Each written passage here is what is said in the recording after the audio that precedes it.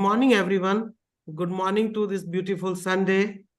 I am Prashant Agrawal, General Manager Marketing. On the behalf of Adley Oncology, I welcome Dr. M.B. Agrawal, our guest speaker, Dr. Leena, Chief Guest, Dr. Nishad, Dr. Amit Khurana, discussants, and all our participants.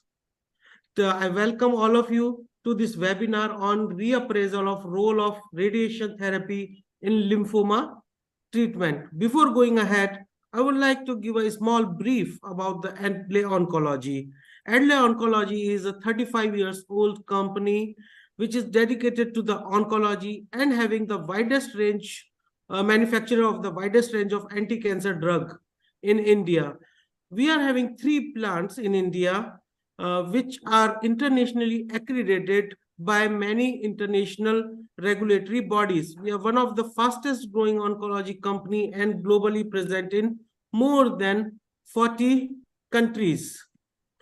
Our focus is on the research and development to meet patients' need. We are working on NDDS like nanoparticles, suspensions, and the dry syrups for increase the patient's compliance, better safety, and improve the efficacy. We are among the few companies who are extensively working on the NDDS. We are going to launch 15 new NDDS formulations in next 2 years of the time.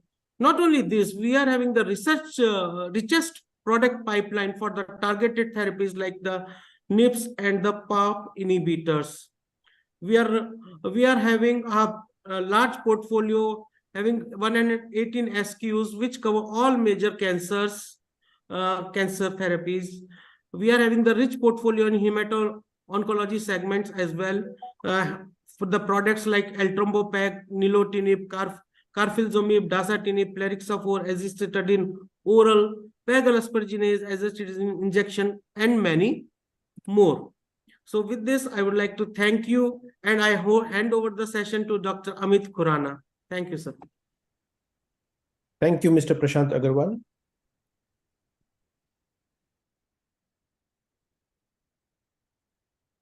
Well, very good morning to all of you, and good afternoon and good evening to all others who are joining from rest part of the world. Today, our guest speaker for the day is Dr. Lena Speck from Denmark, and she's going to lecture us on reappraisal of the role of radiation therapy in lymphoma treatment. This webinar is brought to you by Mumbai Hematology Group, supported by Adley Oncology and managed by Perfect Square. I thank Mr. Ashutosh Shukla and the team from Adley, Mr. Yash, Mr. Kalpesh and the team Perfect Square, Executive Committee of Mumbai Hematology Group, our chief guest for the day, Dr. Nishad Dakate, hematologist from Nagpur, our guest speaker for the day, Dr. Lena Speck from Denmark, all our discussants who are themselves very prominent and eminent hematologists and hemato-oncologists, and you participants for sparing your Sunday morning, afternoon, and evening. Let me give you a flavor of next weekend activities. Next Saturday, that is 25th November 2023, from 7 p.m. IST onwards, we have a webinar on an update in the management of relapsed refractory Hodgkin's lymphoma by our guest speaker, Dr. Astrid from Argentina. And the following day, that is on Sunday, 26th of November 2023, we have an update on an management of adult ALL in 2023 from 11:30 a.m. onwards by our guest speaker, Dr. Joseph from Spain. Let me introduce our discussions for the day, and we have galaxy of them here displayed in alphabetical order. To start with, we have Dr. Arun V from Anga Hospital, Mysore, Dr. Ashraful Haq Chaudhary from Dhaka Medical College Hospital, Dhaka, Bangladesh, Dr. Dinusha Chaturani from Royal Oldham Hospital, Great Manchester, UK, Dr. Girish Bedre from Shri Guruji Rugnalaya, Nashik, Dr. Neemya Thanda from Myanmar, Dr. Monica Chennareddy from Bengaluru, Dr. Nishita Shetty from Father Murray Medical College, Bengaluru, Dr. Prashant Ganesan from Jipmar, Pondicherry, Dr. Prashanta Bhatt from KMC Hospital, Bengaluru, Dr. Ravi Kiran from Hassan Institute of Medical Sciences, Hassan, Karnataka, Dr. Sangeeta Kokoti from Tata Memorial Center, Mumbai, Dr. Satyarupa Mohapatra from AIIMS, Bhubaneswar, Dr. Smita Kayal from Jipmar, Pondicherry, Dr. Vinod Gunasekaran from Trichy, Tamil Nadu, Dr. Yi Mon Tan from Yangon, Myanmar. Now it's a time to introduce our special guest for the day. We have with us my friend Dr. Nishant Dekate from Nagpur. Dr. Nishant Dekate is DM in clinical hematology with fellowship in leukemia and BMT from Canada.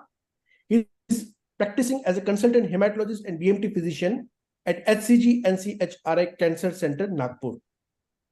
He has over 13 years of experience in the field of hematology, having worked at KM Hospital, Mumbai, SGPJ, Lucknow, RGCI, Delhi, Global Hospital, Bangalore, Vancouver General Hospital, Canada. He has an experience of more than 400 bone marrow transplant for various indications, including leukemia, lymphoma, aplastic anemia, and thalassemia. And he has performed over 16 bone marrow transplant in Nagpur till date. He has established bone marrow transplant center, apheresis and cryopreservation of hematopoietic stem cells at HCG Nagpur. And he is a speaker at many state level conferences. He has authored many articles in national and international journals. It's my privilege to invite him to inaugurate our webinar and give some words of wisdom. Over to you, Dr. Nishant Dekate. Very good morning, all of you. Thank you so much, sir, for that kind introduction. First of all, I would like to thank Dr. M.B. Agarwal, sir, Dr. Amit Khurana, sir, and Mumbai Hematology Group for giving me this opportunity to inaugurate today's webinar. It's an extreme honor to address this august audience, and I'm pretty sure that all the students present here are actually at the brink of becoming an eminent hematologist. However, I just want to say a few words about this branch, which is so fascinating and rewarding. Hematology is a beautiful amalgamation of clinical hematology and hematopathology. It's a diagnostic as well as therapeutic branch. I would like to give a real life scenario here. A patient coming to you with fever and bleeding manifestations. You order a peripheral smear and a bone marrow, and you see that it's a case of acute promyelocytic leukemia. Now, this is a medical emergency. And I think no one else than you are actually poised to save this patient. You start your treatment. The moment you counsel the family that this is a blood cancer, the family is completely devastated. From that hopeless situation, you ignite a ray of hope and then convert it into a reality of sumptuous joy and happiness. So remember, friends, many of our blood cancers and blood disorders have a curative potential, and hence it's an extremely rewarding and a gratifying branch. And not only is it rewarding, but oncology is now second only to cardiology in terms of disease burden. A lot of research is going on in this field with newer diagnostic and therapeutic modalities. So I think this field will eventually surpass cardiology as the preferred super specialty. So all those who are aspiring to become hematologists, I congratulate them and I extend my best wishes, and I hope you become stalwarts in this field. For students who are preparing for entrance exams, DM DNB Clinical Hematology Program is being offered in about 35 institutions across the country. There are various centers offering fellowship programs, including HCG Cancer Center, Nagpur, where I work. Similarly, for pathologists, DM hematopathology and PDCC hematology is also available at various institutions across the country. And similarly, there is a lot of scope internationally, both in US and UK, where you can pursue your dream of taking up hematology. Hematology is a super specialty, is rapidly progressing and evolving, be it molecular hematology, genomics, diagnostics, therapeutic modalities like gene therapy, CAR T-cell therapy, bone marrow transplant, bispecific antibodies, and targeted antibodies. To enumerate a few examples, in this era, we are now talking about MRD in acute leukemias, CLL, and multiple myeloma. Monoclonal antibodies and targeted molecules have completely transformed the landscape of management of hematological malignancies. Bispecific antibodies and antibody drug conjugates are newer molecules in the horizon and have already established themselves. Immunotherapy and CAR T-cell therapy have completely started a new era in the field of hematology and hemato-oncology. So if we talk about benign diseases, mepolizumab in hypereosinophilic syndromes, ferric carboxymaltose in the treatment of iron deficiency anemia, and TPO agonists in the treatment of ITP anaplastic anemia have revolutionized the treatment of these benign disorders. So the field looks very promising and the field really has a very, very bright future. Next thing, what I wanted to suggest here is that hematology is an extremely stressful branch, especially if you're doing hemato-oncology and bone marrow transplants. Since most of our patients are on a curative intent, the expectations from the patient's relatives are very, very high. The clinical condition of our patients is quite dynamic, so hematologist needs to be always on toes and 24/7 on call and reachable on phone. So I urge all the youngsters to endeavor to work in a team and be a team player. You might have to sacrifice on your ego sometimes and financial gains, but ultimately, to keep enjoying your work and remain healthy in a long run, you must always work in a team. Next thing I wanted to bring out here is you must grab all the opportunities to teach the students, your colleagues and general practitioners, doctors of other discipline and the society. The main reason why we are blessed with so many newer molecules and so many advances is that our great teachers taught us the science and passed on this knowledge. So unless we percolate this to our students, the science is not going to advance. When I started fellowship program, people discouraged me saying that I was inviting competition. However, I believe that teaching and competition makes you better and better and better. I would also like to add here that our branch has a high morbidity and mortality, unlike other branches. So we are all vulnerable to medical legal issues. So counseling and proper documentation is the best defense for a treating physician. The condition of the patient should be briefed regularly to the relatives and attendants of the patient. The history and physical examination findings should be documented meticulously. Lastly, I would like to say a few words about a pursuit for happiness. Now, there is something called as mimetic desire. However, have you ever seen children at a party playing with balloons? One of the child suddenly grabs a red balloon and yells, "This balloon is mine." Inadvertently, all the children drop their balloons and fight over this red balloon. A lot of our desire don't emerge from within, but from outside. We import our most powerful desires from imitating the desires of other people. In fact, the entire advertising industry is founded on the exploitation of this borrowed desires. So our life's goal should be to just be happy rather than be happier than others and focus on what you possess rather than what others possess. With that, I end my words of wisdom and once again thank Dr. Amit Khurana, Dr. Ambi Agarwal sir and Mumbai Hematology Group for inviting me here. Have a good day. Thank you, Dr. Nishad, for that wonderful words, wonderful speech, and what an advice to all our youngsters today. It will benefit a lot for the future.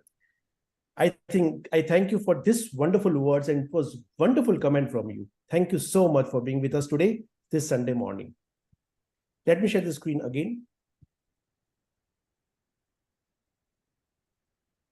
Now it's a time to introduce our guest speaker for the day. We have with us Dr. Lena Speck from Denmark.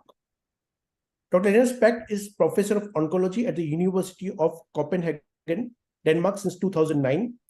She completed her training in clinical oncology at the University Hospital in Copenhagen and holds the European certification in medical oncology from ESMO. She held a research fellowship for 3 years at the Danish Cancer Society. She obtained her PhD degree with work on prognostic factors in Hodgkin's lymphoma. She's a chief oncologist at the Departments of Oncology and Hematology at Rigshospitalet, University of Copenhagen since 2001. Her main areas of research and clinical interest are lymphomas and head and neck cancer. She is the author of over 300 research articles and educational papers, including ESMO guidelines on peripheral T-cell lymphomas and cutaneous lymphomas. She has authored 3 textbooks, 27 book chapters, over 500 oral presentations and posters at national and international meetings, 180 invited international lectures with H-index of 66. She has supervised 18 PhD projects and numerous postdoctoral, postgraduate, and pre-graduate projects. She is the editor of Cochrane Hematological Malignancies Group and member of the advisory board for Acta Oncologica. She is the chairman of the Danish Hodgkin's Lymphoma Group and vice president of the International Lymphoma Radiation Oncology Group. She has received various awards, including the Oncology Award at Danish Society of Oncology 2004, Bunch Jensen Foundation Prize 2010, Global Excellence in Health 2010, renewed in 2014. And today, she is with us, lecturing us on reappraisal of the role of radiation therapy in lymphoma treatment. Well, thank you so much. Over to you, ma'am. The screen is yours. Thank you very much. Thank you for the kind introduction. I'm so pleased to be with you, and I appreciate all the people in India and other areas in Southeast Asia to join us here on a Sunday. Now, I think I may have a slight problem. Should I share my screen now? Yes, ma'am. Please go ahead. And then this is the one I want. Yes. And then I can do a slideshow. Yeah, just make full screen mode. Yeah. Yes, that is fine. I think in the presentation mode, you will have to put it, ma'am. Do you see my presentation now? We are able to see, but I think the full screen mode is not on. So, full screen mode option will be there. What is not on? Sorry. The full screen mode option is not on. There will be an option upstairs. Oh. You have to set up. I have got 2 screens, but you can only see one of them. So this should be the other. I should shift screens. Can you help me how I shift screens in my own place here? Dr. Lina? Yes. Yeah, you just click on the 3 dots. On the 3 on the dots? screen, yeah, 3 dots next to your pointer. This one? Yes. Yes. And then it says Hide. hide presentation. Yes. Yes. And then I do this. Yes. It's because I have another screen that is showing me what I want. Can I change screens? Yeah. You have to change your screen. Like you can share your screen number 2. Where do I do that? Do one thing, then just stop share. I should stop share? Yeah, now do it again. Select the second window where you can see your presentation in the full mode. Yes.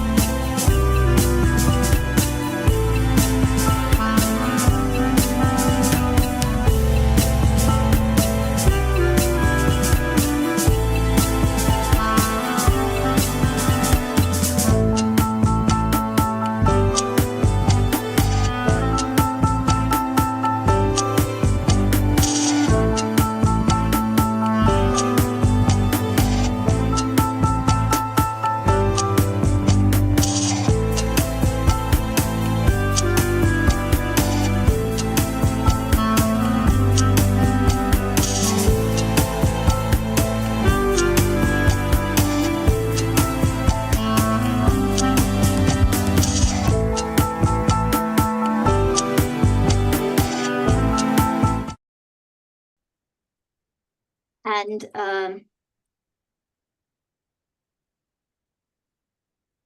it's a bit slow. That I would like to start by quoting Dr. James Armitage, a highly regarded medical oncologist from the US, who said, "There's no doubt that radiation remains the most active single modality in the treatment of most types of lymphoma." Now, that quotation were made a number of years ago, but it still holds true. Radiotherapy remains the most powerful agent for achieving local lymphoma control. So in these instances where local lymphoma control is your issue, then that should be in your thoughts. Lymphoma radiation volumes have changed dramatically over the years. Back in the, and can you see my pointer? Back in the 1950s to 70s, the radiation volumes were very, very large. They had developed over the years in a period where radiation therapy was the only curative modality for lymphomas, and they had developed into these huge radiation fields called total nodal irradiation, where all the major lymph node areas in the body were irradiated. So even if a patient with just stage 1 disease, lymph nodes in the neck, this enormous amount of tissue was irradiated. So kilos of normal tissue were irradiated to the full prescribed dose. These were treated from anterior and posterior aspects. So the whole of the tissue in that area from front to back would be irradiated to the full dose. When systemic treatments that were active in lymphomas began appearing, it was realized that these very large radiation fields weren't needed anymore. So it was changed into what was called extended field radiotherapy, where it was still large fields, regional, using regions often divided by the Ann Arbor classification, which was actually not ever mentioned for use for radiation planning, but somewhat smaller. But it's important to remember, and I'll mention that later on, that the knowledge we have about long-term complications from radiation therapy of lymphomas stem from the time when these huge radiation fields were used. Fields that are not used anymore, it's become obsolete. So the data we have on long-term complications simply stem from a treatment that is not given anymore. With even more effective systemic treatments, we reduced the radiation fields to what is called involved field radiotherapy. It was still regional irradiation, but only the regions that were involved, but still a lot more tissue than was actually diseased. What happened in the beginning of this millennium was that we went into modern radiation therapy, the so-called involved site or involved node radiotherapy. Actually, these two things are the same. Involved node radiotherapy just denotes the situation where you have optimal imaging and can use all the sophisticated techniques to achieve conformal radiation therapy. But a very, very dramatic development in the lymphoma radiation volumes. And as you can see here, it's explained better here with the reconstructed modern dose plans for the old-fashioned fields. In the old times, we used mantle field, extended field radiotherapy, or involved field radiotherapy. They were based on two-dimensional planning, so we actually just drew the treatment fields on X-rays. So we couldn't see the lymphomas, so the definition of the target or the fields was based on regions using bony landmarks, which could define fields, and with fixed margins from such as 1, 2, 3 centimeters from this or that structure. We have now moved into modern radiation therapy, involved site radiotherapy, which is based on three-dimensional planning, so we can see the actual lymphoma involvement, and we can contour volumes the way that we do with all tumors. We call it the gross tumor volume, the clinical target volume, the planning target volume. These are volumes defined in something called the ICRU guidelines, which are the guidelines that all radiation oncologists use for the planning of treatments, both in lymphomas and in solid tumors, in all tumors. And this allows us again to use margins from the gross tumor volume to the clinical target volume based on clinical judgment, and from the clinical target volume to the planning target volume based on internal and setup uncertainties in the machinery and the imaging. So this is actually what has happened is that lymphoma radiation therapy has become much more mainstream. We're using exactly the same principles that we're using for solid tumors. So this is what all radiation oncologists are used to. It was the old treatment fields that were actually very special. So it's not just that the fields have become smaller. It is a veritable paradigm shift in radiation therapy from the old-fashioned two-dimensional planning to modern, highly conformal, three-dimensionally planned radiation therapy. So for the first time in history of radiation therapy, we are now able to shape the high-dose volume in the patient so that it fits almost exactly to the tumor we wish to irradiate. That's what we call conformal radiation therapy.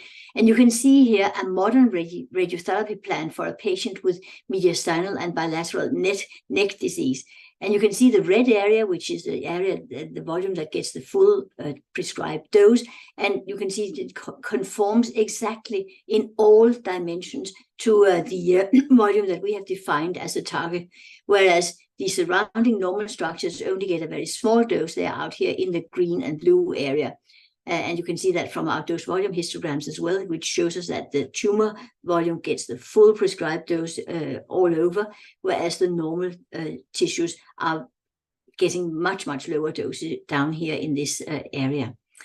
So this is what has happened with modern radiation therapy, and is now also benefiting patients with lymphoma. And the reason that we are able to do this now is that we, first of all, have got high precision radiotherapy techniques, and I'm just showing you some of all the impressive hardware that we've got these days. This over here is our ordinary linear accelerator, the workhorse of all radiotherapy department.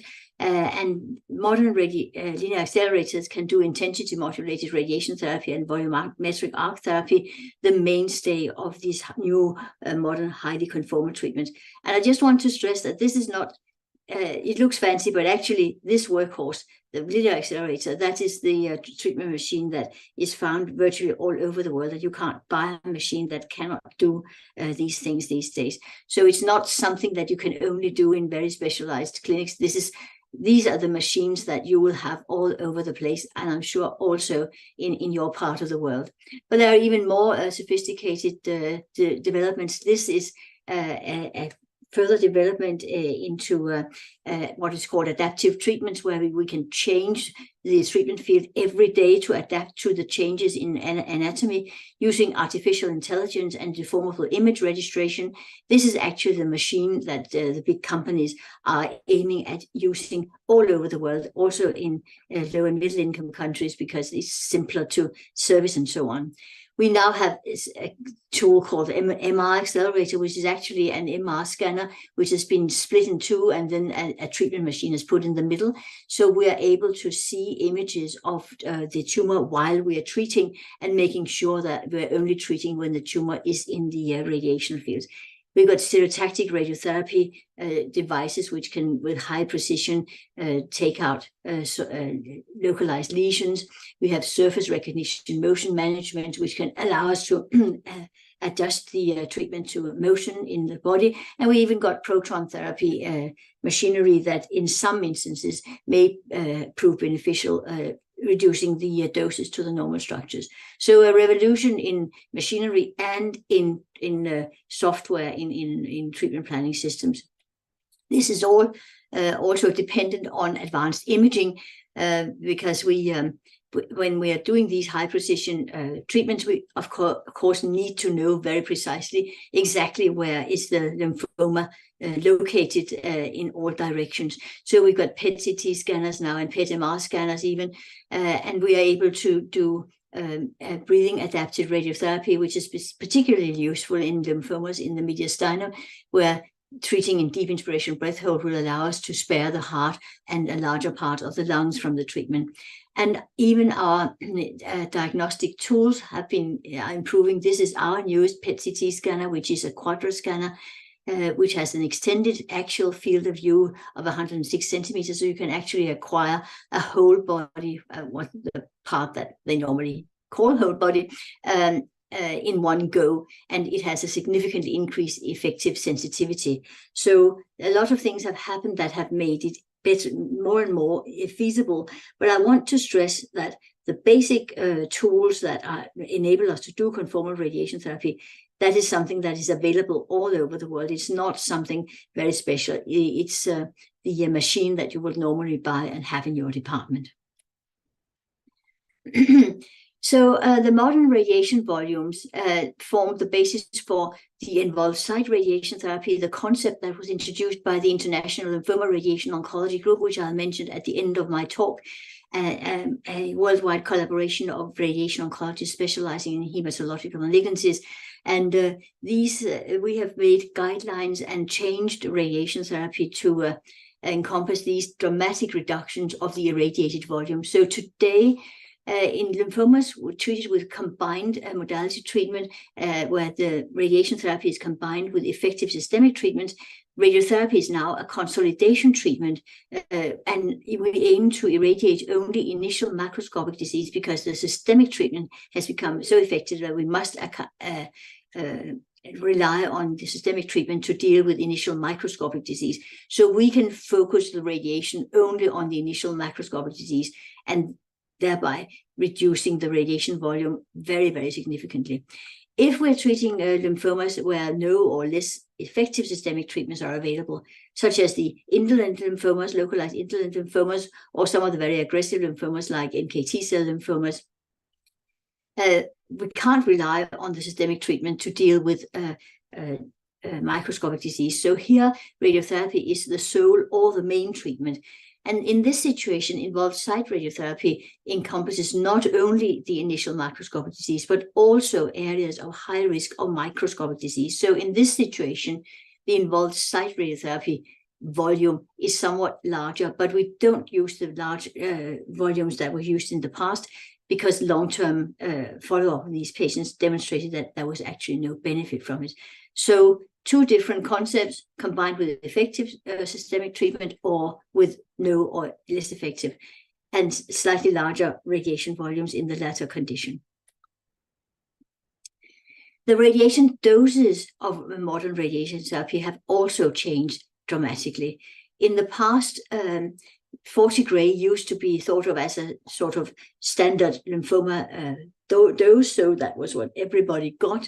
But large clinical studies and also large randomized trials have demonstrated that this is much more complex, and that the dose should be tailored to the specific lymphoma type and also to the clinical situation. So in early aggressive non-Hodgkin lymphomas treated with combined modality, the large randomized trials of the British lymphoma group showed that 30 gray was as efficient as 40 gray. So today, 30 gray is standard for early aggressive non-Hodgkin lymphomas. And the same is true of early unfavorable classical Hodgkin lymphoma treated with combined modality, at least if the backbone of the systemic treatment is ABVD. In that situation, the German Hodgkin study group demonstrated in large randomized trials that 30 gray was sufficient. So that is now the standard. But for indolent lymphomas, the British lymphoma group demonstrated also in this large randomized trial that 24 gray was sufficient. And the German Hodgkin study group demonstrated in their H10 trial that for favorable classical Hodgkin lymphoma with combined modality treatment, 20 gray was enough. But we also know now that the indolent lymphomas are so exquisitely radiosensitive that 4 gray is actually enough in many cases. So we in selected patients, we even in the curative setting now go down to just 4 gray, such a small dose that actually side effects are negligible, and it can be given in one single treatment. But there are also situations where higher doses are needed, for instance, in advanced Hodgkin lymphoma or aggressive non-Hodgkin lymphomas, or in particular in relapsed or refractory disease. We need to go to 36 to 40 gray, and some very aggressive lymphomas like the extranodal NKT cell lymphoma nasal type, we need to go to 45 to 50 gray. That chemotherapy here is less effective than chemotherapy for ordinary aggressive B-cell lymphomas, and we have to rely on on higher dose radiotherapy. But it's important to remember that even these doses are lower than the doses we use for solid tumors.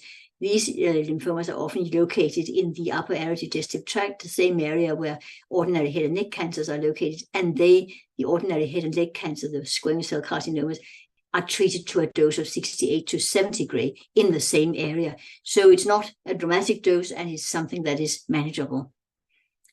But what you can see here is that lymphomas is such a varied group of tumors, and we have here a more than 10-fold variation in the curative doses for different lymphoma types, a situation that is not found in any other tumor type, such a large variation in effective doses. But so these are the volumes and the doses, the total doses that we are using in modern radiation therapy, and that is it's developing, but we got really a long way. One aspect of radiotherapy that we have hitherto not touched is the fractionation scheme.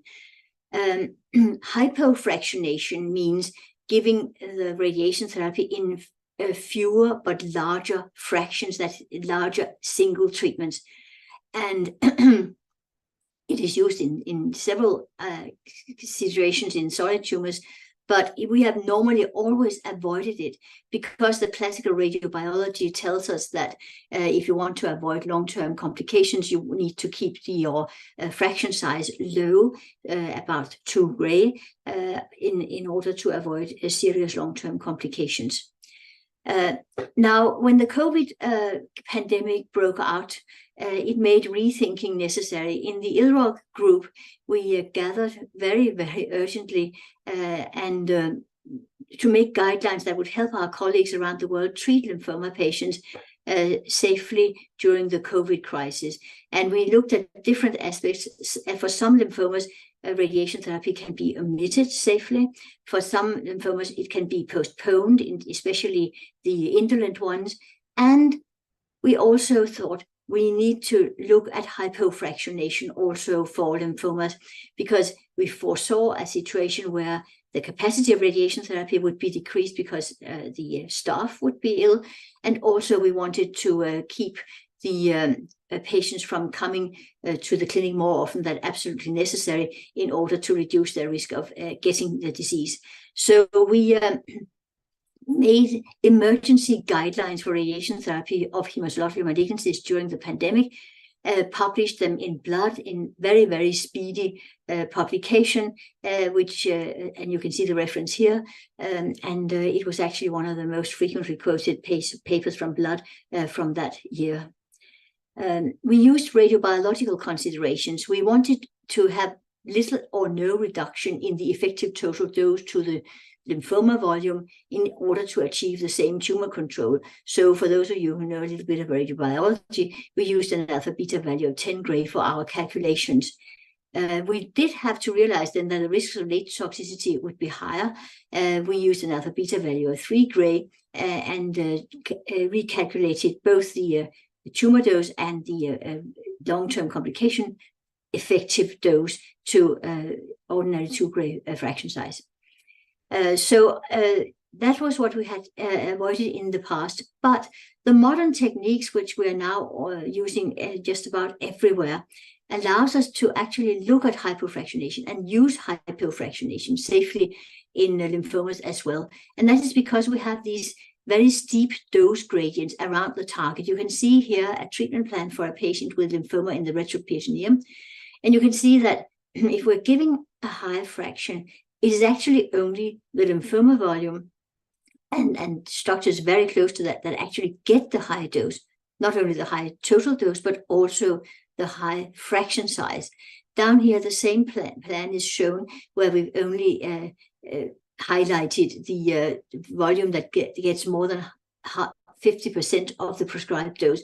And you can see that the volume that gets more than 50% of the prescribed dose here is actually very small and mostly centered on the actual lymphoma volume that we want to kill. So that is as we wanted. So if we, instead of giving 2 gray fractions, would give this patient 4 gray fractions, twice the fraction size that we normally give, then it would be actually only really the lymphoma volume that got twice the fraction size. And actually, the most part of the irradiated volume will still be in an area where the fraction size would be 2 gray or less. So we were able with modern radiation therapy to do this much more safely than we could have been doing it in the old days. And it's also helped by the fact that we have imaging devices. In fact, we do daily image guidance, so that we are very certain that we are hitting the same area every day, and we can then reduce the margins. In other words, also reduce the normal tissue that we are including around the target.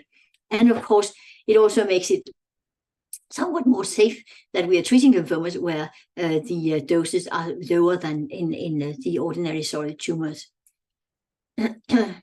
So the changes in sort of the radiobiological part of the radiation therapy, the dose, the volume, and the fractionation in modern lymphoma radiation therapy. Well, for radiation volumes, as I demonstrated before, they have been dramatically reduced. And for radiation doses, they have also been reduced and much more diversified, and even further reductions and refinements may come. Radiation fractionation up till now followed the classical radiobiology with many small fractions to protect normal tissues. But something good came out of COVID, because it made us test hypofractionation. And we have now demonstrated that it may be possible with highly conformal radiation therapy without significant loss of protection of normal tissues. And doing hypofractionation means fewer fractions, larger fraction size, but quite significantly fewer fractions. This is more convenient, especially for older patients, which, as I'll come back to, is a fast-growing population. It saves time, so it's easier to integrate with other modalities, and it reduces cost, makes it more affordable, also in low and middle income areas, to use radiation therapy. And I must add here also that radiation therapy is in fact a very cost-effective and actually not an expensive treatment, certainly not compared with the many of the newer drugs that you can get. So a very economical treatment also. Now, I'm going to then go into long-term side effects of radiation therapy, because that has been a major concern in the past 10 to 20 years, quite rightly so, because, as mentioned previously, these very, very large radiation fields and very, very, very large volumes of normal tissue that were irradiated to the full prescribed dose, they really did tell us, that we have learned from that even though we are at low doses, which would normally be considered safe, in the long run, with long-term observation of the fortunately many long-term survivors we have, we realize that these large volumes have very serious consequences. But as I mentioned previously, it is very important to remember that most of our data on long-term complications from radiation therapy of lymphomas stem from a time when these treatment fields were used. With the involved site radiotherapy concept and the lower doses and modern precision techniques, we have dramatically reduced the doses to the normal tissues.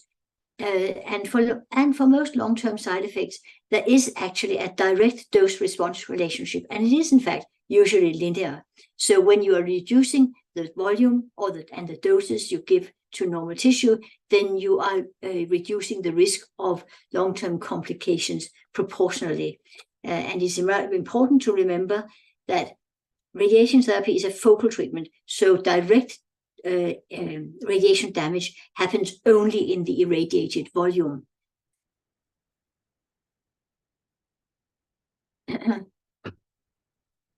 But a modern treatment, as you can see here, for mediastinal lymphoma with neck involvement, with using all the modern conformal techniques and deep inspiration, breath hold, and so on, that the irradiated volume is much smaller, and in particular, the amount of normal tissue irradiated is much smaller and at much lower doses.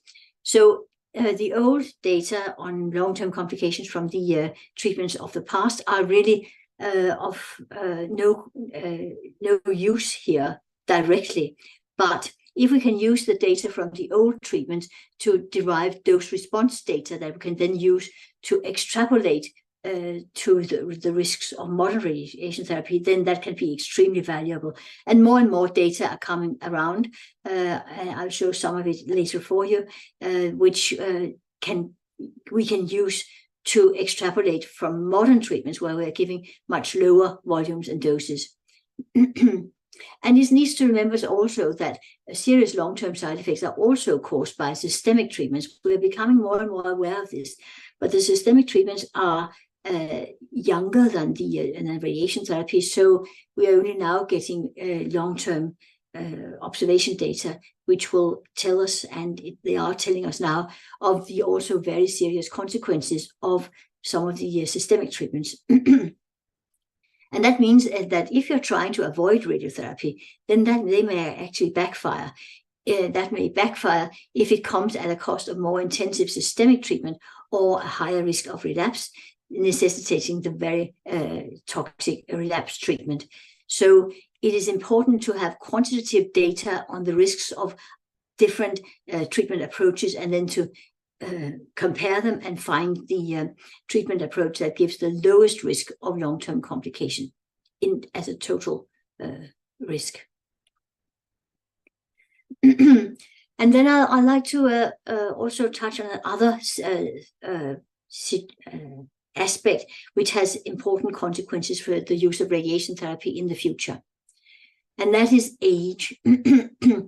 Here you can see the curves of the age-specific incidence of non-Hodgkin lymphomas and the age-specific mortality in Scandinavia. So this is a Western country with an aging population, but actually I think your population is aging quite as much as ours. And what you can see here is that for non-Hodgkin lymphomas, the incidence is increasing very steeply with age. This is a disease of the of older people.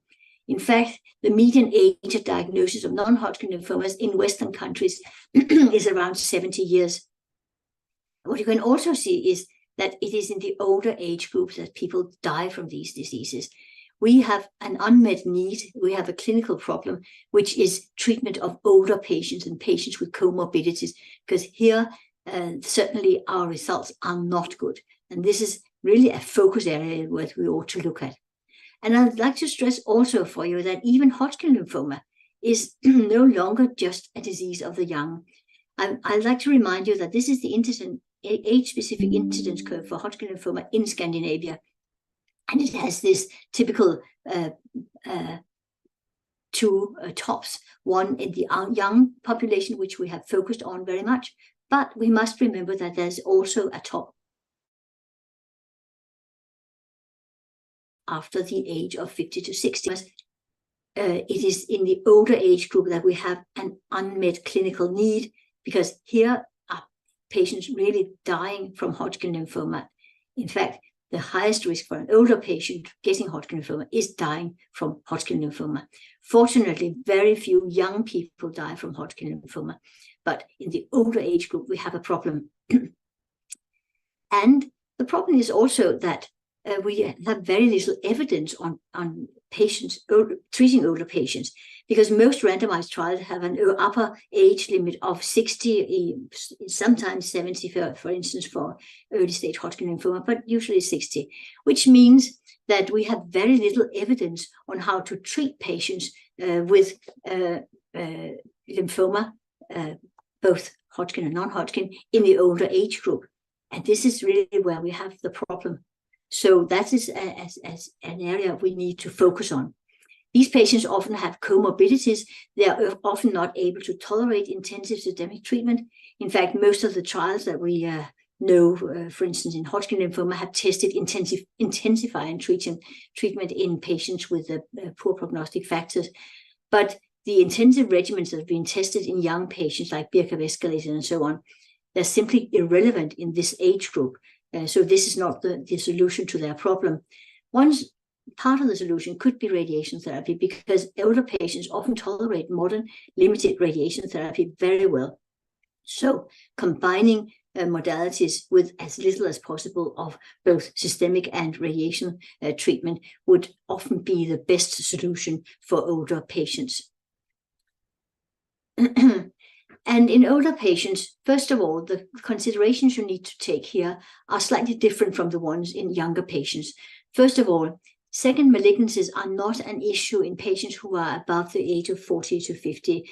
Very often you can't even demonstrate a significant increase in second cancers in these age groups, and it's certainly much less of a problem. So this should not be your focus of interest.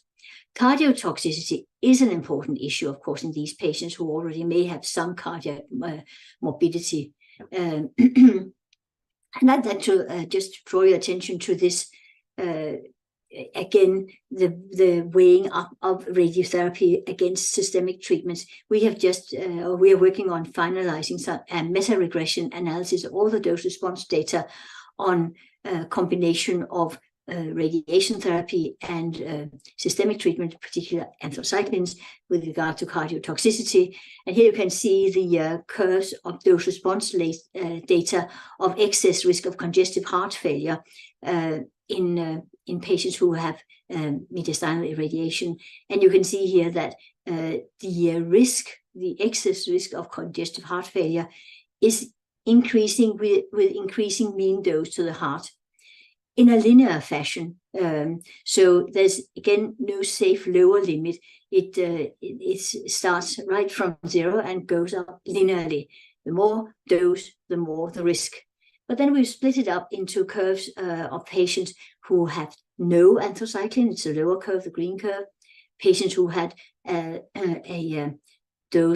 cumulative dose of anthracycline of 200 milligrams per meter square. It's a yellow line. And patients who had a cumulative dose of 450 milligrams per meter square is the red line. Now, 200 milligrams per meter square corresponds to 2 cycles of CHOP or 2 cycles of ABVD. So what you can see here is that giving 2 cycles of either treatment will increase your risk of congestive heart failure up to this level, which is the same level that you will reach if you give a mean dose to the heart of about 25 gray, which is far too high. We wouldn't allow that. We never do that. I can tell you that the mean dose to the heart on average with modern radiation therapy for patients with mediastinal lymphoma is about 5 gray. So just to demonstrate, you need to think of the whole spectrum, not just the radiation therapy. You're paying somewhere else if you're reducing radiation therapy. But another thing to think about in older patients is that mediastinal involvement is in fact rare. And when you're looking at risk of radiation therapy, do remember that this is the local treatment, and you're only giving side effects in the area you're irradiating. Also, in older patients, it's even more important than in younger patients to avoid recurrences, because older patients will not, in most cases, be able to tolerate intensive relapse treatment. So the situation in younger patients where sometimes a slightly higher risk of recurrence is accepted when omitting radiation therapy, it is certainly not an issue in older patients, because there you have one go, and if the patient recurs, then the situation is really, really grave. So in older patients, combined modality therapy is often a better tolerated option for these patients for curative treatment. The next point I'd like to stress is radiotherapy in the palliative setting. Now, lymphomas may actually remain radiosensitive despite being relapsed or refractory to systemic therapy. In the hematological malignancies, there is a tendency that transition from curative to palliative treatment is often more blurred than in solid tumors. But the judicious use of brief and mild radiation therapy might offer selected patients a better quality of their end of life. And here we would certainly go for short and hypofractionated regimens that would waste as little as possible of the patient's residual lifetime. An important use of radiation therapy in lymphomas is also palliation. Sorry. And new ILROC guidelines are now in preparation. In fact, the manuscript is ready for submission on the use of radiation therapy in the palliative setting in lymphomas. But then there's a whole new issue about radiotherapy in the setting of immune therapies. Antibodies and cellular therapies activate the patient's inherent immune system, particularly T cells, to target cancer cells. And this is, as you all know, a very hot topic at the moment. And radiation therapy was introduced early in the development of CAR T cell therapy simply to mitigate the long production time of CAR T cells. And this concept is called bridging. CAR T cell manufacturing takes 4 to 5 weeks. Actually, the production time is now being shortened, and with the introduction of also allogeneic CAR T cells, it may be very, very brief. But at the moment, bridging is an issue when patients being treated with CAR T cells. From the time of apheresis to CAR T cell infusions, patients may need bridging for disease control because they do, by definition, have refractory disease, often very aggressive. So they will not be able to be without any treatment for 4 to 5 weeks while they are waiting for their CAR T cell product. You can use steroids, but it has a short-lived effect, often not sufficient. You can use systemic therapy, and it's very often done, in particular in situations where the disease is very disseminated. But the problem is here that the disease is often no longer sensitive to systemic treatment. Radiation therapy can be extremely useful here. Radiation therapy is a local treatment, so it's often possible to give the significant volumes of disease radiation therapy without too much irradiation of normal tissues. That is possible with our modern conformal techniques that I demonstrated for the curative treatment. It is also coming in very, very handy here. So the treatment is often tolerable. It is often effective because, as mentioned before, the disease is often still radiosensitive, even though it's chemo-resistant. And it may be able to keep the disease stable for actually a surprisingly long time. So in many of the larger centers, like my colleagues in London, I think they use bridging as a standard, really, and actually for a third of their patients or something like that. But another effect of using radiation therapy in this situation is, of course, that you also achieve debulking. And it has been shown that the outcome of the CAR T cell treatment is better in patients with low tumor burden. And bridging radiotherapy has been associated with improved outcome, but that's based on retrospective data. So we do need prospective trials to determine which patients will actually benefit. But it also seems that toxicity may be less after debulking. The cytokine release syndrome and the immune effector cell-associated neurotoxicity seems to be less common based on retrospective data. Again, this needs confirmation in prospectively gathered data materials. But then there's a whole issue of priming, which has gained a lot of interest. There are many ways in which radiation therapy can influence the process and the effects in the body of the CAR T cells, both positive and negative. And for a detailed review of this, I refer you to the Carl de Selm's review in British Journal of Radiology. But the priming idea comes from the fact that there are other effects of radiation therapy on tumor-related factors, T-cell factors or host factors, which may possibly in the future be exploited. So far, none has been shown to be effective, and that may be because radiation therapy may have both positive and negative unwanted effects that may be counterproductive. For instance, radiation therapy induces long-lasting lymphopenia, which may decrease the effectiveness of immunologic treatments. So this is an exciting area, but more research is needed into the mechanisms of radiation effects on immune treatments, the doses, the fractionation, and the timing. So in conclusion, for radiation therapy of lymphomas, there has been a dramatic evolution in the past 10 to 20 years. It is now a highly varied and personalized treatment with regard to dose, volume, fractionation, and to sophisticated equipment and software, which we can use to personalize and focus and the treatment. Radiation therapy is associated with much less toxicity than in the past because we're giving lower doses to smaller volumes and with much better techniques. It's the most effective means of obtaining local control of lymphomas. So think of this modality always if you have a problem with local control.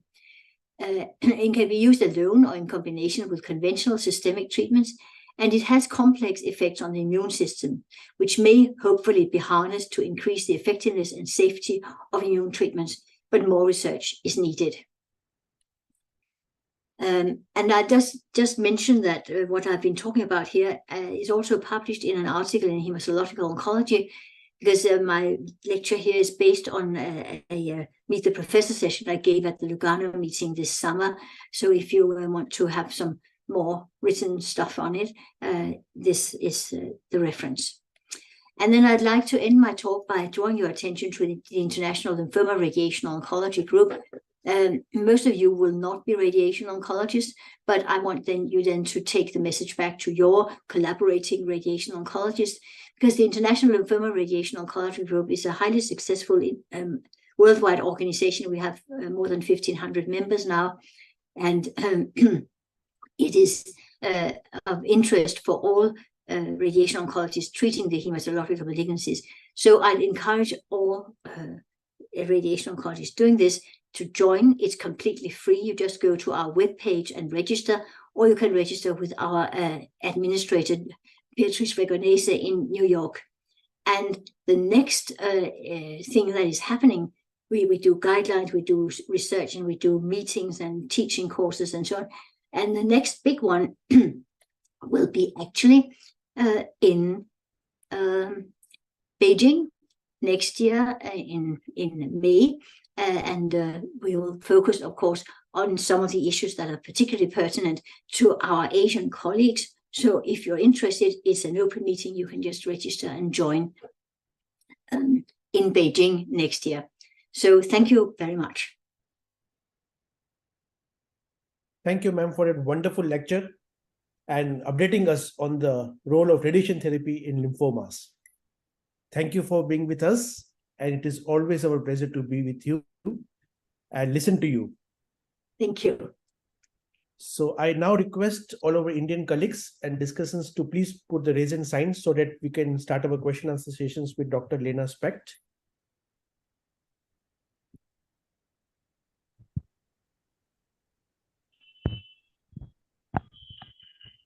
Raise my hand. Satrupa Mahapat, question.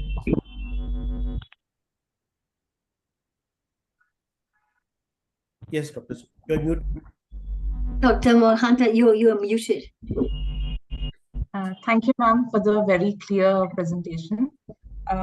So as a hematologist, I would want to know that suppose we have an advanced maybe Hodgkin's lymphoma or non-Hodgkin's lymphoma with bulky disease, where 6 cycles of ABVD or 6 cycles of R-CHOP is generally the standard treatment. So if the end of treatment PET is positive, say suppose 4, so in the site of bulky disease, so what should be our approach? And next, if the end of treatment PET is negative, but it is a bulky disease at the beginning, then what should be our approach?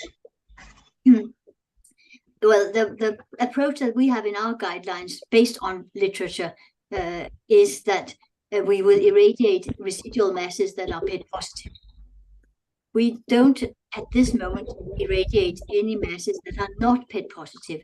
But frankly, I think we need to go more into the issue of bulk, because even if a bulky tumor has achieved PET negativity, it is very bulky. I do think that you would tend to want to try to prevent a recurrence. But we discussed that on an individual basis. The basic guideline at the moment is to irradiate PET positive, that is dual 4 or 5 after treatment. And then you need to remember that you should not irradiate just the PET positive part of the tumor, because please remember that if you to see anything on a scan, be it PET, CT, MR, it needs to be at least 5 millimeters in diameter. And anything less than that, you can't see. A tumor which is 5 millimeters in diameter contains 50 million cells. Anything less than that, you can't see. So if there is residual PET positive parts of a tumor after chemotherapy, in all likelihood, there are also microscopic cells in other parts of that bulk. So we'll irradiate the whole of the tumor seen on CT, which contains areas that are PET positive, not just the PET positive areas. Okay. Thank you so much, ma'am. Thank you, Dr. Satrupa. Ma'am, in the same context, what is the current definition of bulk? Yeah, well, bulk is, of course, a continuous parameter. So you can set your limit at whatever you want. And usually for Hodgkin lymphoma, it's 10 centimeters.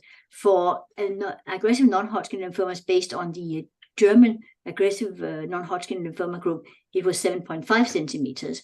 But very often these days, you also say 5 centimeters. But it's a continuum. And obviously, the bigger, the worse. I think the 7.5 centimeters for the aggressive lymphomas has been fairly standard. But then for other lymphomas, you use 7 centimeters and so on. I think it's important to go back to the publications where you read about the increased risk and see what did they do. And then that's the evidence. But there is no golden cutoff line. Thank you, ma'am. Dr. Prashanta Ganesh, your question, please. You're muted. Sorry, you're muted. Sorry. Can you hear me now? Yes. Thank Yes. you. My question was with respect to Hodgkin's lymphoma. Suppose we have a patient with early stage Hodgkin's lymphoma, something like stage 2, with lymph nodes in the cervical region, right axilla, mediastinum. Suppose I have a patient like that. Let's say it's a 25-year-old female, and we have treated with 4 cycles of ABVD. For unfavorable risk Hodgkin's lymphoma, we follow 4 ABVD with IFRT. So now at the end of treatment, we frequently have this doubts going on with the radiation oncologist. Suppose there is a residue in the mediastinum, something in the axilla and something in the cervical, and all of them are D-score 2 or something like that. Now, what do I irradiate? Do I irradiate the mediastinum, the axilla, and the cervical region? Because that's what we originally planned.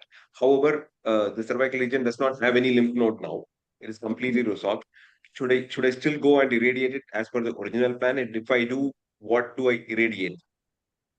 If this is a case of unfavorable Hodgkin lymphoma, and you're treated with 4 cycles of ABVD? 4 cycles of ABVD, yes. Yeah. In that situation, the whole package is 4 cycles of ABVD and then irradiation of the initially involved volume. Because you are not irradiating macroscopic disease at the end of treatment. You're irradiating macroscopic disease at the beginning of treatment. What you're after the systemic treatment with the radiation therapy is a residual microscopic disease. And so you can't see it. You can't expect to see anything. But it is in the areas where there was macroscopic disease initially, where there is the highest risk of residual microscopic disease. But really, it doesn't tell you anything whether there's anything to see after the chemotherapy, because it's microscopic disease. You want to microscopic disease left over after the chemotherapy. And the area where there's a high risk of residual microscopic disease is the tissue volume that contained macroscopic lymphoma initially, because that's where the large number of tumor cells were.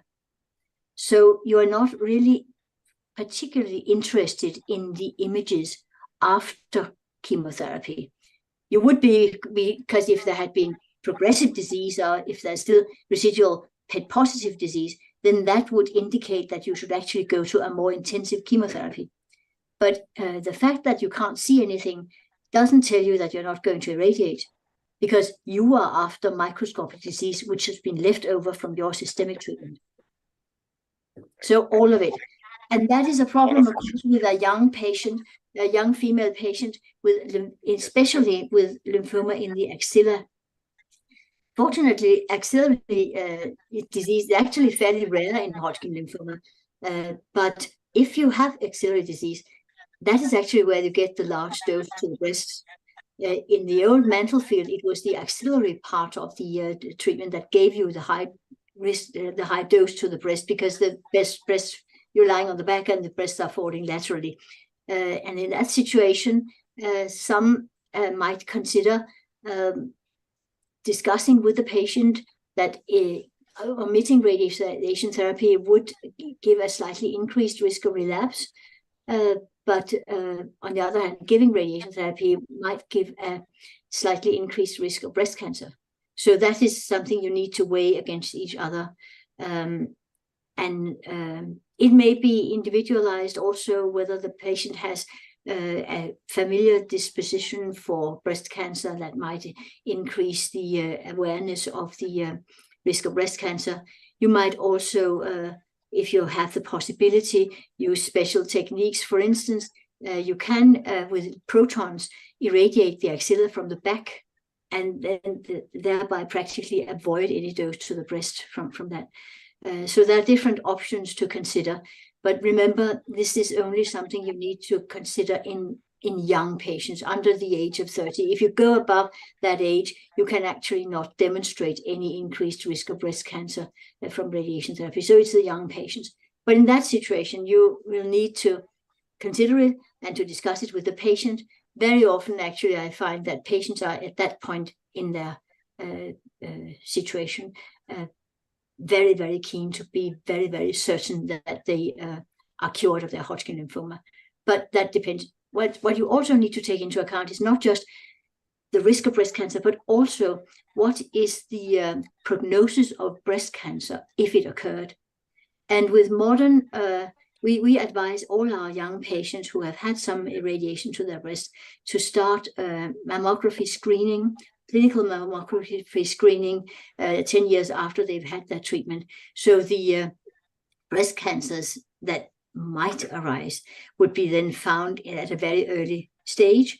And it has been shown that the prognosis of these breast cancers, also because of the much better prognosis of breast cancer these days, the breast cancer doctors have been really, really good.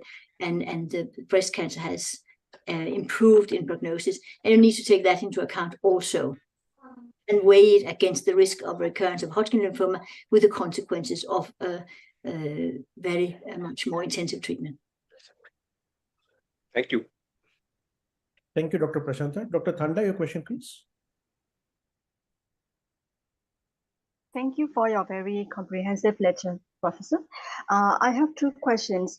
In the case of aggressive lymphoma involving the spinal cord, in our setting, we usually choose the request for urgent radiotherapy and followed by chemotherapy.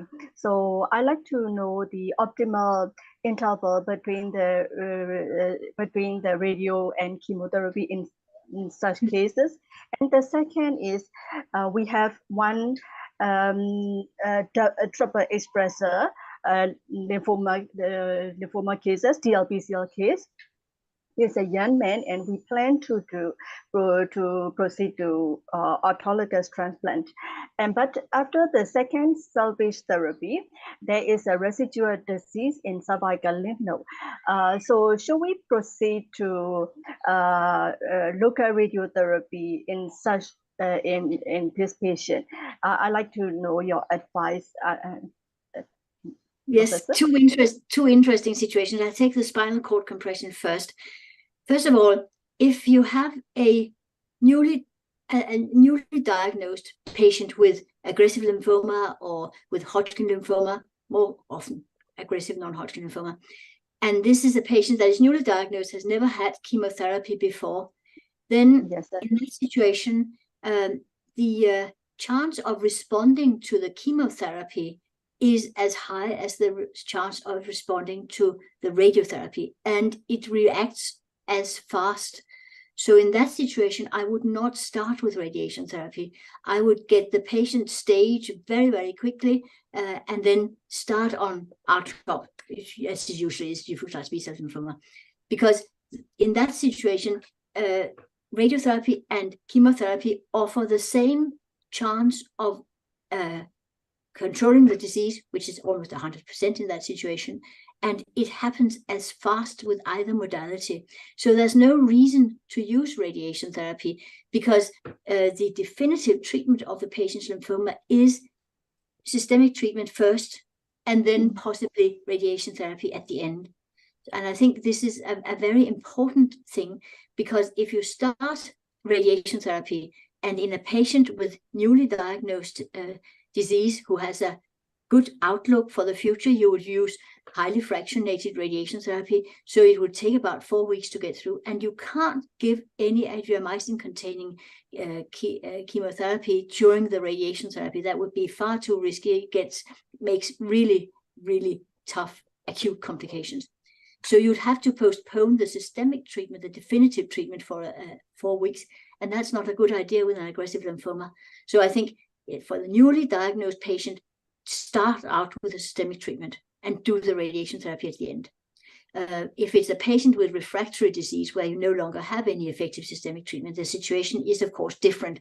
And in that situation, you would have to give local radiotherapy. But in that situation, the patient would not be a person who would be expected to have long-term survival. So in that case, I would give just short hypofractionated radiation therapy, typically 25 Gray in 5 fractions. That would be over in a week, and then they can go on to the systemic treatment. But I think it's important to sort of realize that you shouldn't delay the systemic treatment of a newly diagnosed lymphoma patient to do radiation therapy first.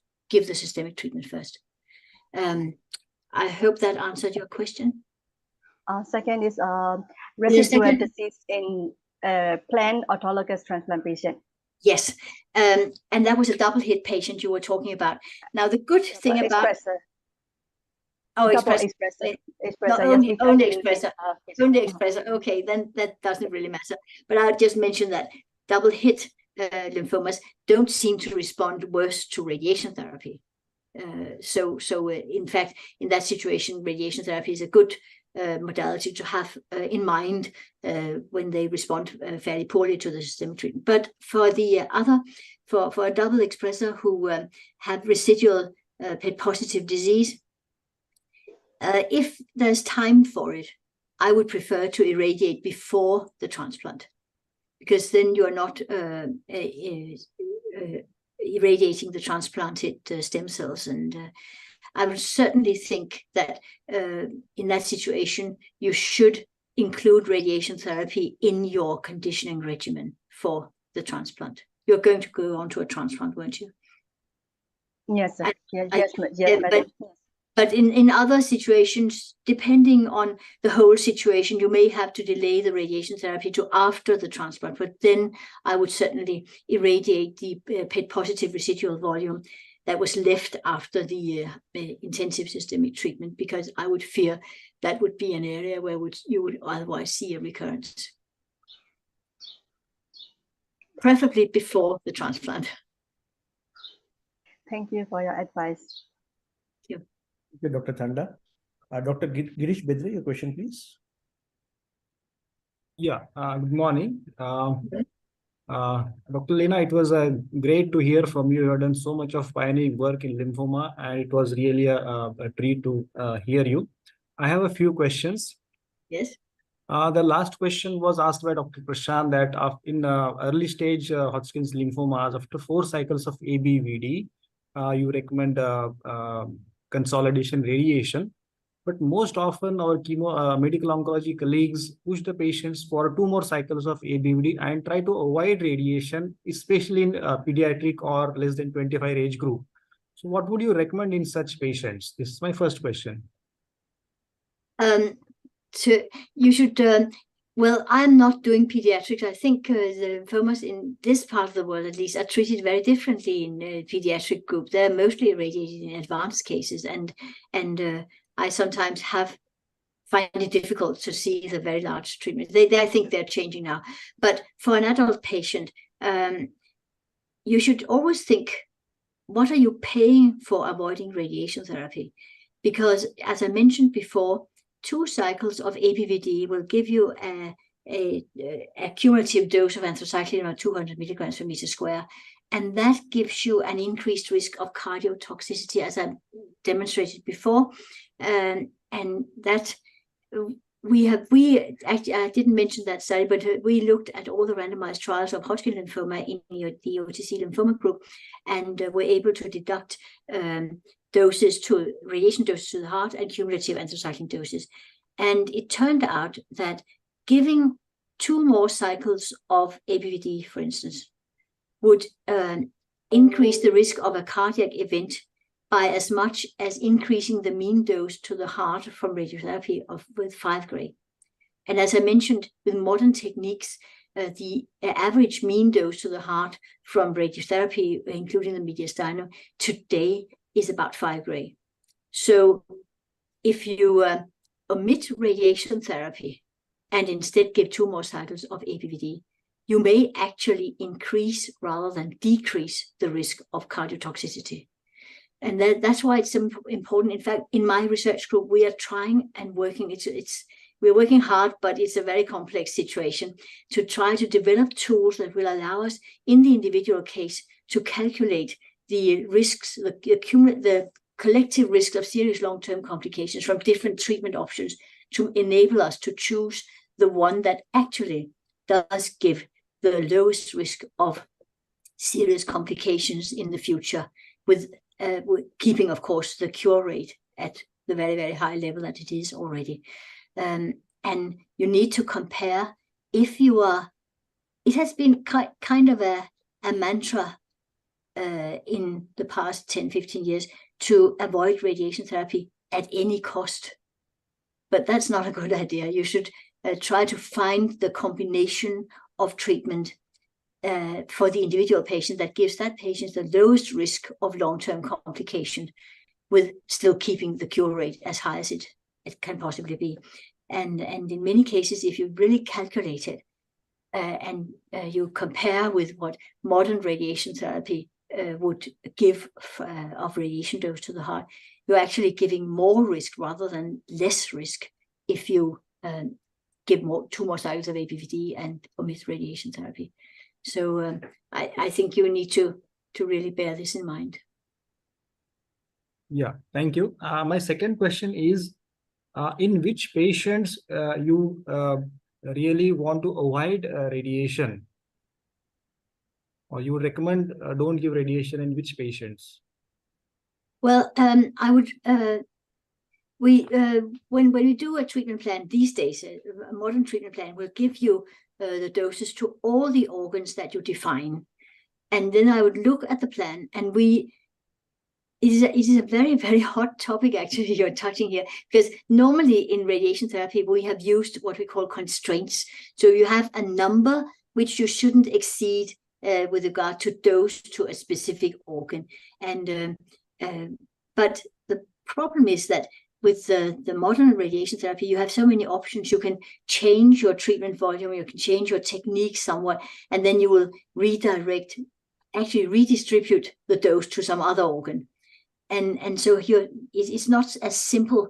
And we're trying to work, and that is this tool I'm talking about, to develop a tool that is better than these constraints, because otherwise you have a constraint. You tell your dose planner that you will accept a maximum of 5 gray mean dose to the heart, and then usually you'll get it. What you don't think of is that you're paying somewhere else.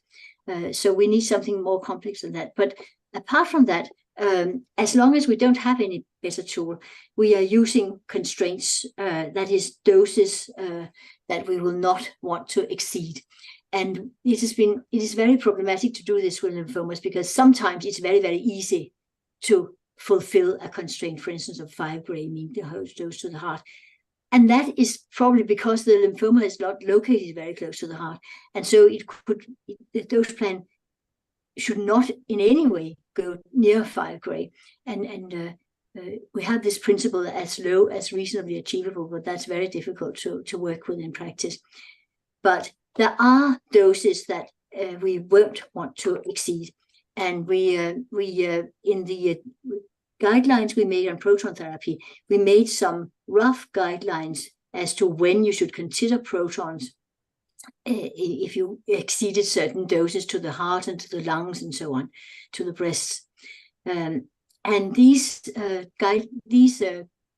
guidelines on constraints have been taken somewhat further by the NCCN. So in the NCCN guidelines on Hodgkin lymphoma, you will see some tables with their suggestions for constraints, that is the highest acceptable dose, to a range of different organs. And they've used the doses constraints from our proton guidelines for the heart and the lungs and the breasts and the thyroid, I think.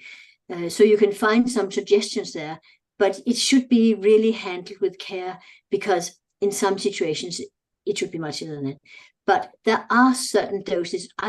If we get to a mean dose to the heart of approaching 15 gray, we will either have to find some other technique to irradiate to get the dose lower, or we'll simply go back, as I sometimes do, go back and say, we can't get a decent radiation therapy plan on this patient. The disease was too extensive. We have no techniques, even with modern techniques, to be able to avoid the structures that we want to avoid. So we can't use radiation therapy here. So I do that when we get to doses that I really think are alarming, like, for instance, 15 gray mean dose to the heart. I would hate to do something like that. I would only do that if we were in a situation, recurrent disease and no other options and so on. So there are definitely situations, and you can, as a rough guideline, you can use the ones that are published in the NCCN guidelines, and there you can find dose constraints, dose maximum allowable doses for many different organs, and that can be used as a rough guideline. Certainly are cases where you can't do radiotherapy without exceeding limits that we wouldn't want to exceed. Yeah, thank you. And if I may allow one more question. Yeah. When we talk so much about cardiac toxicity, do you really feel radiation pneumonitis is also a concern when we treat the axilla and the mediastinum especially? Because bleomycin is a known pulmonary toxicity agent which we use in lymphomas. Oh, yes. I'm actually a clinical oncologist, so I do chemotherapy as well. And I hate bleomycin. And we're trying really to get rid of it. And from the British Dural study, the rattle study, that you can avoid bleomycin if patients achieve PET negativity after 2 cycles. And we do that all the time. So what was your question about bleomycin? Yeah, V20, how much V20 would you accept?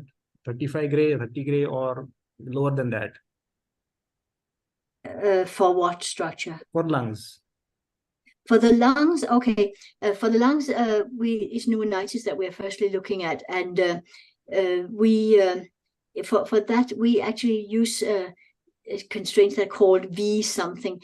V20, that is the volume of lung that receives 20 gray or more. So it's really a volume question.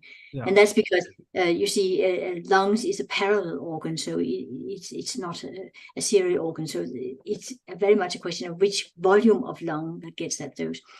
And for the V20, I think it's I have to look them up, but normally I think it's about 35% or something like that. But for the lungs, for the lung toxicity, with the modern treatments, we have had to realize that a lot of the lungs will get a very low dose, and the low dose is actually also a factor to take into account. And so the V5, the volume of lung that gets a dose of 5 gray or more, is also very important for the risk of pneumonitis. And we will, based on data from MD Anderson, we are setting a limit of 55% of the lungs that may get a dose of 5 gray or more. And that is actually usually the one that is most difficult to fulfill with modern techniques. Yes. So the volume receiving 5 gray or more should be kept below 55%. And that is usually the most difficult thing to do. Yeah. Yeah, thank you. Thank you, Dr. M.B. Agrawal, sir, and Mumbai Hematology Group for giving us opportunity to be a discussant in this wonderful webinar. Thank you. Thank you, Dr. Girish. Dr. Sangeeta Kakoti, your question, please. Thank you, Dr. Lena, for this wonderful talk. So I have two questions. One is regarding Walder's ring aggressive non-Hodgkin lymphomas. So nowadays, it is not being considered as an extranodal site. So very often in the multidisciplinary clinics, when a patient comes with non-bulky Walder's ring DLBCL, for example, then the plan is 6 cycles of R-CHOP and no consolidative radiotherapy. But we know that there was the study by Evans et al. And there are few other single institutional studies also, non-randomized, which showed that Walder's ring requires radiotherapy. So what is your take on that? I mean, do you still practice giving radiotherapy to Walder's ring or for complete responders, or you just observe after 6 cycles of chemotherapy? Well, actually, if it's early stage, non-bulky, non-hot, diffuse large B-cell lymphoma, normal LDH, so no risk factors. In that situation, there was a randomized trial from the French group, I think, demonstrated that you can do with 4 cycles of R-CHOP. Yes, plus radiotherapy. Yeah, no, also without, well, actually, you're right, because there is no trial of no radiotherapy, but there has been this sort of indirect, and I'm not really happy with it, but there is this indirect thought that if you give 6 cycles of R-CHOP, then you don't need radiotherapy because that's full chemotherapy. And then they say, well, we have shown that 4 cycles of R-CHOP is as good as 6 cycles of R-CHOP. So by inference, you can also do 4 cycles of R-CHOP and no radiotherapy. And it is actually never tested directly in a randomized trial, and I'm not quite happy with that. But what we are doing at the moment is that we give the patients 4 cycles of R-CHOP. We give them 3 cycles of R-CHOP, do a PET-CT scan. If it's negative, gets 1 more cycle of R-CHOP and no radiotherapy. Okay. And I am waiting to see the results of that. But I'm also doubtful because 3 cycles of R-CHOP plus radiotherapy in that situation is equally good. And mentioned previously, every time you add a cycle of CHOP, you will add 100 milligrams per meter square of anthracycline, and that will increase your risk of cardiotoxicity, whereas radiotherapy through Walder's ring does not increase cardiotoxicity. So I'm discussing this with my hematology colleagues because I don't think it's quite rational.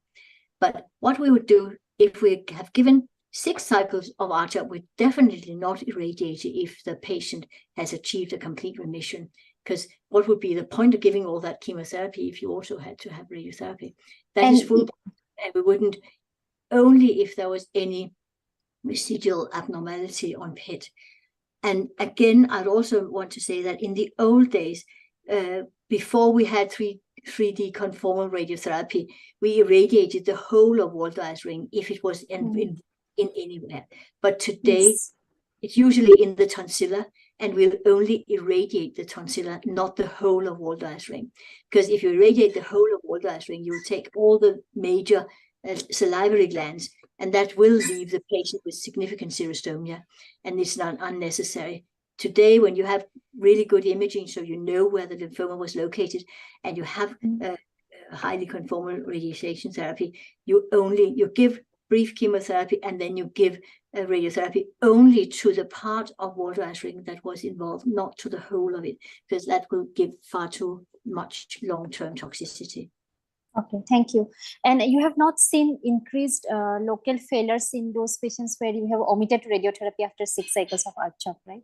We have actually, it's again a complex problem. And I've had a PhD student who was looking at relapse localizations after treatment of lymphoma. Now, most of our patients had radiotherapy, and it was quite clear that the patients who did not had more often local recurrence. So, but or recurrence actually in Hodgkin lymphomas was usually local.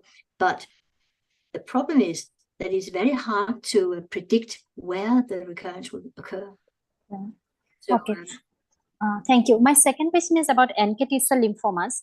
So, in the early stage small tumors, do you practice upfront radiation followed by systemic therapy, or you still give? I mean, what is your protocol? Upfront radiation or sandwiching or sequence, meaning consolidative radiation for the early ones? Here, actually, you probably have more experience than I have. And in China, we have in the fortunate situation in Iraq that we have members of the steering committee from China and from Japan and from Korea, and we rely on them for our the guidelines. In fact, I published together with the Professor Li and Professor Qi in Beijing on this because they have more experience, and they would actually dare in very early cases to give radiation therapy first. Probably they make the diagnosis earlier than we do because it's a much more common lymphoma in the Far East. We, I do not dare to start out with just radiation therapy. So we start out with 2 cycles of SMILE. We still use SMILE regimen. Other regimens have been proposed. It is not a nice treatment, but it is pretty effective. And then I give, but it's important to give the radiation therapy early. So what we tend to do is to give 2 cycles of SMILE and then give radiotherapy and then give possibly 1 or 2 cycles of SMILE after that, if the patient is still fit for it.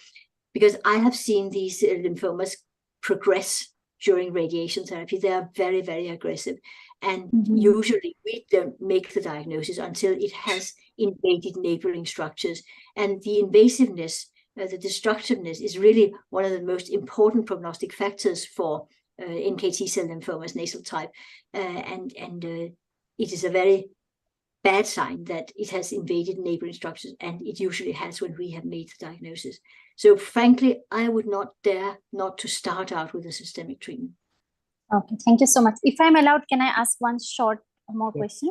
So what is your recommended dose for bridging in CAR-T, bridging radiotherapy for non-Hodgkin lymphomas prior to CAR-T? Yeah, for aggressive lymphoma? Yes, aggressive non-Hodgkin lymphomas, the recommended dose of radiotherapy that you use before CAR-T. When I do the bridging radiation therapy, it's usually because the patient has some localized bulky disease that needs controlling. So what I will do is that it's a lot of different aspects you have to consider. It has to be brief, it has to be effective. So what I normally do is I give 5 grade times 5. So it's 25 grade 5 fractions. It's over in a week, and it's large fractions. And I think that, and it's not a very high dose. Okay, and you do it daily? Pardon? Every day? Every day? Yes. Okay. Yes. Okay, thank you so much. Thank you. Thank you, Dr. Sangeeta. So, Ravikiran, your question, please. Thank you, Dr. Amit. Thank you, Dr. Leena, for having rekindled the interest in radiotherapy now. With this heterogeneity in lymphoma and the vast array of drugs, being approved daily, and the advancement in radiation techniques and the software, I think it is the right time to reappraise the role of radiation here. And now I think there is ample scope to relook into the dose and fractionation in various settings. So having said that, my 2 questions for you would be, what is the role of prophylactic craniospinal irradiation and also therapeutic craniospinal irradiation in lymphomas? And another interesting question is regarding, we have this cobalt-based IGRT in India now. So that would be a lower energy equivalent to 4 MV. So image-guided radiation therapy with a cobalt source. So then would it be an advantage in such a situation in case of lymphomas where dose is very important? Thank you so much. Yes, with regard to craniospinal irradiation, I must say that I can't see a role for prophylactic craniospinal irradiation. First of all, if we're thinking about aggressive lymphomas, you know how much difficulty there has been in defining which patients are at high risk. And also now there's quite a lot of doubt whether the treatment with high-dose methotrexate actually works. So we are getting more and more skeptical about prophylactic treatment because we don't seem to be able to find the patients that really need it, and because the treatment, the normal treatment we have, the high-dose methotrexate, doesn't seem to be very effective. I'm sure craniospinal irradiation would be fairly effective, but it would ruin a lot of bone marrow, and it would make other treatments of the patient very, very difficult. And I would hate to do something like total craniospinal irradiation, irradiating the whole of the central nervous system, if I only were able to find the patients that need it with such uncertainty. Because even when you have, you know, patients with many extranodal involvement, renal involvement, and so on, it's only a risk of 10 or something %, isn't it?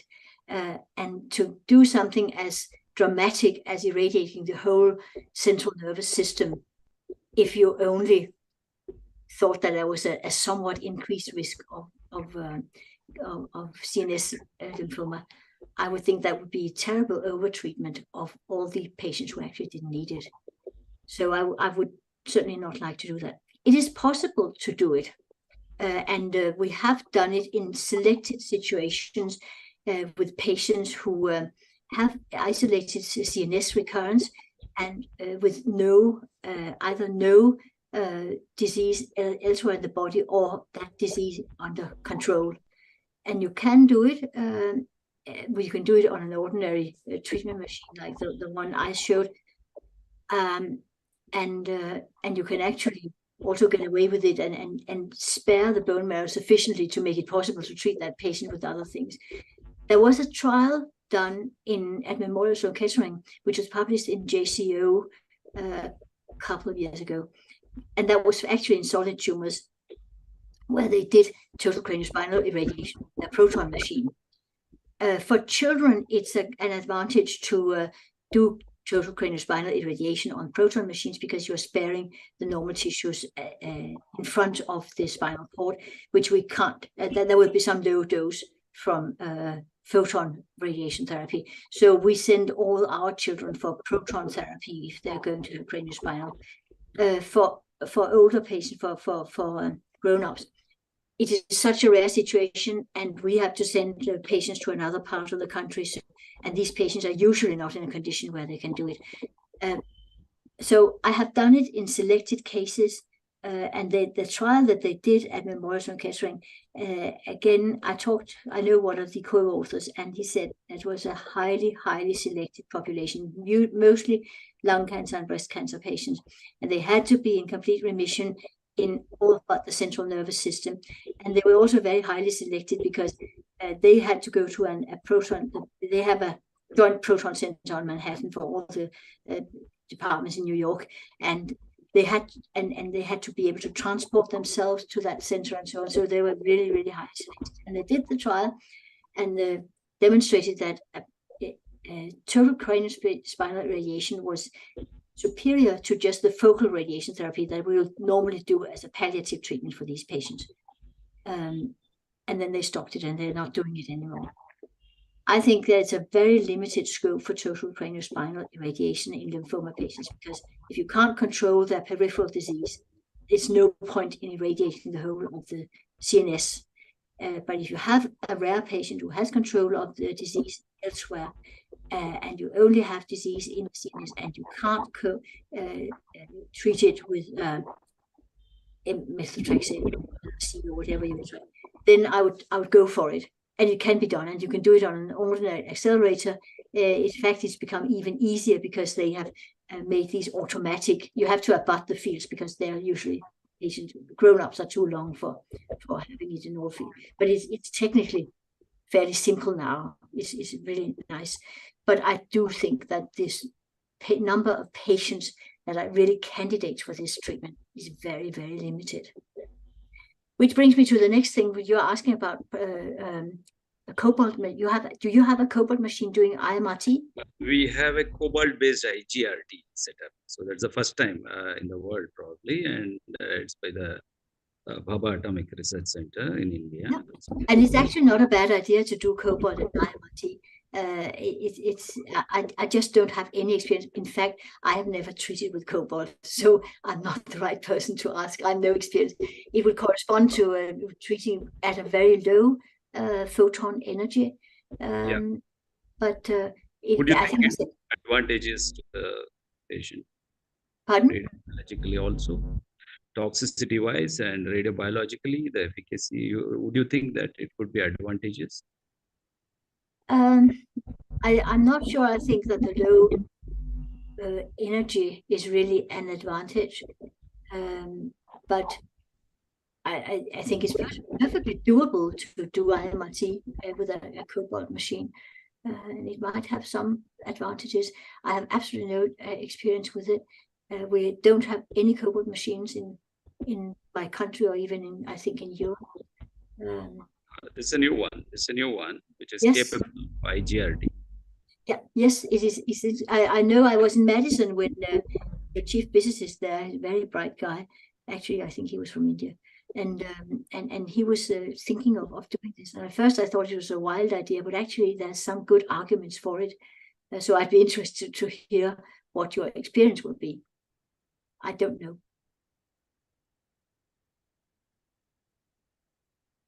Okay, thank you, Dr. Ravi Kiran. Any other question you have?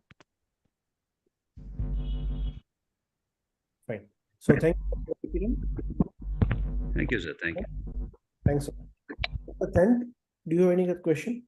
You had raised your hand. Yeah. Yeah, I have another question. Like for those with skeletal lesions, lymphomas with skeletal lesions, should we advise consolidative RT for all patients? Lymphoma with skeletal lesions, ma'am. This would usually diffuse large B-cell lymphoma, wouldn't it? If you have a localized diffuse large B-cell lymphoma in a bone, I would certainly irradiate it as part of the treatment. In the German aggressive non-Hodgkin lymphoma group, they demonstrated that patients with skeletal lesions benefited particularly from radiation therapy and did not benefit from rituximab, whereas patients with, I think it was the craniofacial lesions benefited from rituximab, not from radiotherapy. I've always been very doubtful about that statement, because that was really what you would call an unplanned subgroup analysis. And you can do them, but they are only hypothesis generating. If you want to know whether it's true or just a coincidence, then you need to do a trial of that. But they did show that there was a significant improvement in outcome for patients with skeletal disease if they had irradiation. That was before PET. That trial was done before PET, so there was no PET direction in it. On the other hand, if you have lots of skeletal lesions in the body, you can't irradiate it all. So what you're thinking of is localized, 1 or 2 lesions perhaps. And in that situation, we would discuss it individually, but I would often be quite positive at irradiating, because usually they're located in an area where there are really no critical organs that you can harm, and so you can do it without any side effects, and you do feel that you then have given the most effective treatment to these bone lesions. I don't think the evidence is actually very good, but if there's any doubt, it can also be a little bit difficult to make sure that you actually can see whether there is residual disease in a bony lesion. So that would also tip your opinion in the direction of giving irradiation. So we will quite often do it, but on an individual basis. And I do think that the evidence for this particular extraneural lymphoma is really quite dubious. But I do think actually that in the new lymphoma classifications, they have described a subgroup of diffuse large B-cell lymphomas which tend to occur in bone, and where rituximab doesn't seem to, they are CD20 negative. So there may be something about it. I don't know if that's true, that if it's a CD20 negative lymphoma, then the rituximab will have had no effect. So it might actually be a good idea. I think it's an open question at the moment. Thank you, ma'am. Thank you, Dr. Satrupa. Dr. Yimon Tent. Madam, thank you for the comprehensive talk.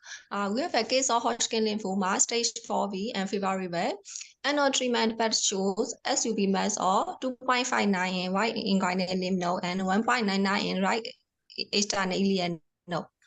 So CO 3.1 centimeter and CT scan.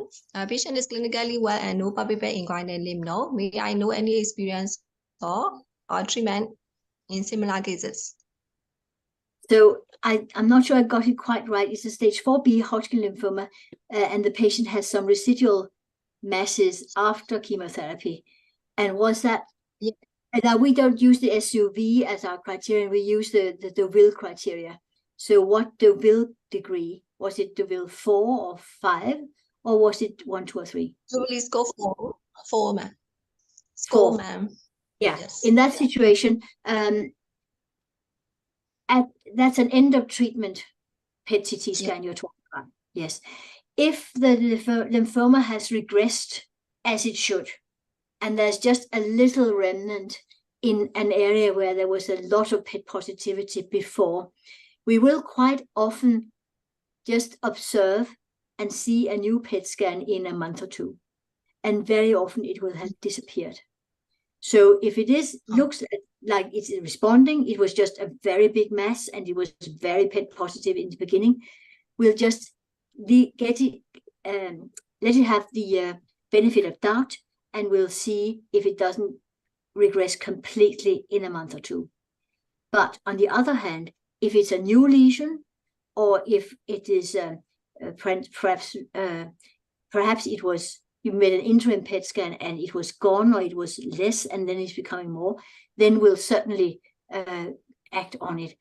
And in some situations, we'll try and get a biopsy if it seems unlikely that this, or perhaps it couldn't be. But if it is in a previous lesion and it simply is a bulky lesion that hasn't regressed completely, and it's very often in the mediastinum where it's difficult to get a biopsy, then we will irradiate. And then we will irradiate the residual mass. And again, as I said, not just the PET positive area, but the whole mass seen on CT. And I'd certainly let myself be guided also by the extent of that bulky disease before chemotherapy, to make sure that I get the whole of that mass in my radiation volume, if it can be done without too much toxicity. Yes, thank you, ma'am. Thank you, Dr. Thent. Dr. Ravi Kiran, you have another question? Yeah, I'm back, Dr. Lina. So I was just wondering, like, should we consider radiation as another drug in the armamentarium rather than a separate modality? So can we incorporate it in the protocols? Is it a good thinking?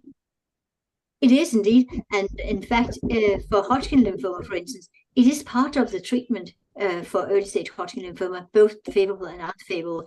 You give the whole package. If you don't give the whole package, then you'll have to treat as if it were advanced disease and give more chemotherapy.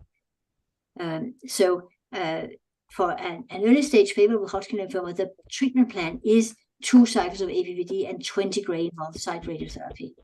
And you can't, you can't just leave out some of it. And the same goes in other situations. If the plan is from the beginning to give abbreviated chemotherapy and radiotherapy, You can't just leave it out in the middle. You have to go through the whole plan. Otherwise, you have undertreated the patient. Thank you. Thank you. So there are no questions from the audience, and any discussions wants to ask any question? And to ma'am. Well, so there are no more raising signs. Yes. Thank you, ma'am, for that wonderful lecture. It was very, very superb, crystal clear, fabulous, and wonderful discussion. We learned, Yes. as usual, we learned many, many new things from you. So thank you. Thank you very much. I really like when there's so many good questions and we can get a discussion going. That's really nice. So thank you very much. Thank you so much for being with us today, ma'am. And now I hand over to Mr. Prashant Agarwal for final vote of thanks. Thank you, Amit sir. So on the behalf of ADLE, I would like to give my gratitude to Professor and Dr. M.B. Agarwal for choosing us a part of this webinar. Then a special appreciation goes out to our esteemed speaker for providing us a valuable insight. Then I'm thankful for the discussants for sparking thoughtful discussions throughout the webinar. And a special thanks for attendees for choosing to spend their valuable time with us today. So on the behalf of ADLE, I thank all of you and have a wonderful match today. I'm hoping for that. Yeah. Thank you. Bye-bye. Bye-bye. Bye.